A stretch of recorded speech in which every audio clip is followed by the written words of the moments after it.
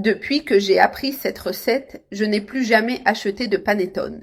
Depuis que je l'ai découverte, même papa n'arrête pas d'en demander une part.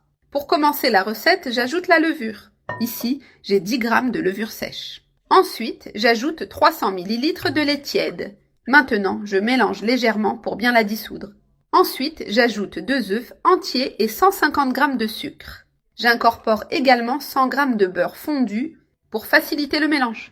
Je mélange bien tous ces ingrédients, jusqu'à obtenir un mélange homogène. J'ajoute du zeste d'orange, pour apporter une touche d'agrumes et d'arôme à la pâte. Et bien sûr, je ne peux pas oublier l'extrait de vanille.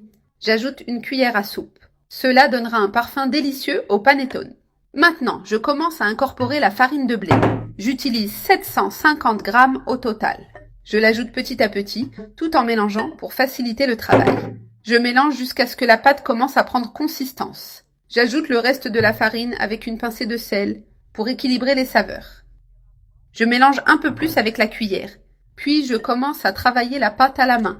Je remplace la cuillère par mes mains et commence à pétrir directement dans le bol.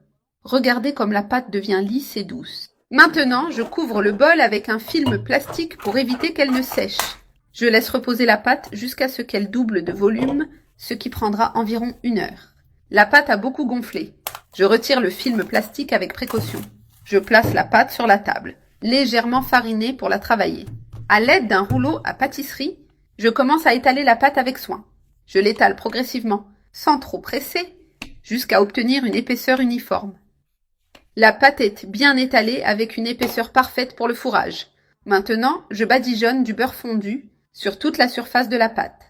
Je le fais avec soin pour m'assurer que toute la pâte est bien couverte. Si vous préférez, vous pouvez utiliser une spatule ou une cuillère pour répartir le beurre. Ensuite, j'ajoute la garniture.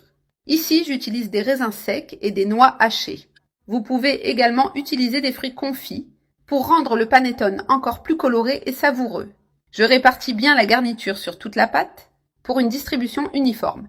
Maintenant, je commence à rouler la pâte, formant un cylindre compact. Je roule doucement en pressant légèrement pour maintenir la forme. À l'aide d'un couteau bien aiguisé, je coupe le cylindre en deux dans le sens de la longueur. Je fais la coupe avec soin pour diviser toute la pâte. Ensuite, je prends les 2 parties et je commence à les tresser, en croisant l'une sur l'autre. Je forme une tresse simple qui sera magnifique et remplie de garniture. Le résultat est spectaculaire. La pâte est déjà incroyable avant même de la cuire. Avec précaution, je transfère la tresse dans un moule préalablement graissé. J'ajuste la pâte dans le moule pour qu'elle soit bien disposée. Je laisse reposer 40 minutes supplémentaires pour qu'elle lève à nouveau.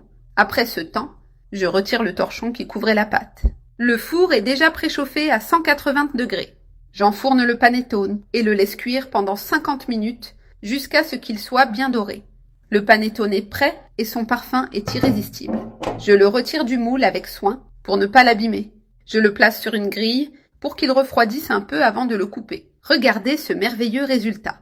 Je le pose sur une planche et admire comme il est beau et doré. Ce panettone est spectaculaire.